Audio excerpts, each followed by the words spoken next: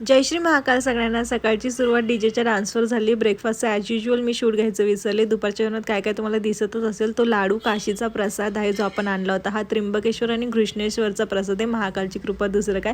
वर्कआउटला सुरुवात झालेली आहे। कॅटकामलचे 3 सेट, पुशअपचे 3 सेट असे 15-15 रेपिटेशन्सने मारले। आज अप्पर बॉडी वर्कआउट होतं, त्यानंतर कार्डिओ पण कंप्लीट केलेला आहे। काय काय ते दिसतच असेल तुम्हाला। त्यानंतर प्रॉपर स्ट्रेचिंग घेतलेली होती।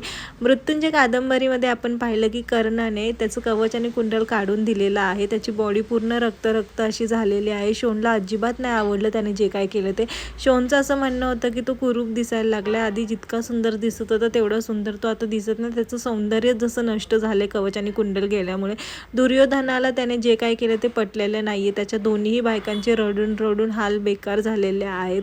दुर्योधनाने कर्णाकडे एक मागणी केली, काय ते उद्याच्या भागात सांगते। संध्याकाळचं जेवण हा आहे आजचा सेल्फी। सगळे टास्क झालेत कंप्लीट। भेटू परत उद्या। बाय।